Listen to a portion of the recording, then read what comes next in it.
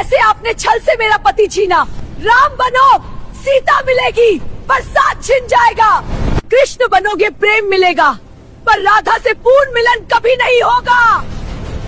क्या आप जानते हैं, भगवान विष्णु को एक स्त्री ने ऐसा श्राप दिया था जिसकी वजह से उनके हर अवतार का प्रेम अधूरा रह गया। एक पतिव्रता स्त्री का श्राप जिसने राम को सीता से अलग किया और कृष्ण को राधा से, और उसी श्राप के कारण आज भी भगवान विष्णु की पूजा तुलसी के बिना अधूरी मानी जाती है। रुकिए, क्योंकि यह कहानी सिर्फ श्राप की नहीं, यह एक स्त्री के टूटे विश्वास, दर्द और दिव्य शक्ति की कहानी है। सृष्टि का समय था, असुरों का अत्याचार बढ़ चुका था। उनमें सबसे शक्तिशाली था जलंधर। जलंधर को अजय बनाती थी उसकी पत्नी वृंदा की पतिव्रता शक्ति। वृंदा का तप, उसकी अटूट श्रद्धा उसके पति के चारों ओर एक दिव्य कवच बनाकर खड़ी थी। देवता युद्ध में हारने लगे, स्वर्ग डगमगाने लगा। तब सभी देवता पहुंचे भगवान विष्णु के पास। भगवान जानते थे, जब तक वृंदा की पतिव्रता भंग नहीं होगी, जलंधर का अंत संभव नहीं। धर्म की रक्षा के लिए उन्होंने एक कठोर निर्णय लिया। उन्होंने जलंधर का रूप धारण किया और वृंदा के सामने प्रकट हुए। वृंदा ने अपने पति को सामने देखा और उसी क्षण उसका तप टूट गया। उधर युद्ध भूमि में जलंधर का कवच नष्ट हुआ और उसका वध हो गया।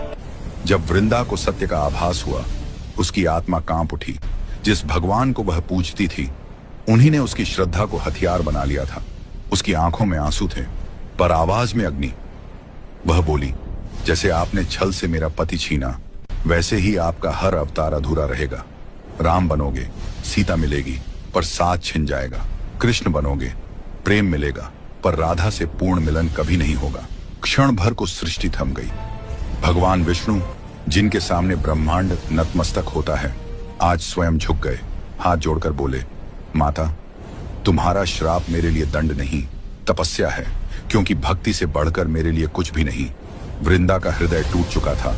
उसने अपने शरीर का त्याग कर दिया।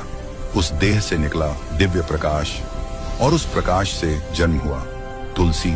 तुलसी जो केवल एक पौधा नहीं, एक स्त्री की आस्था, पीड़ा और सत्य का प्रतीक है।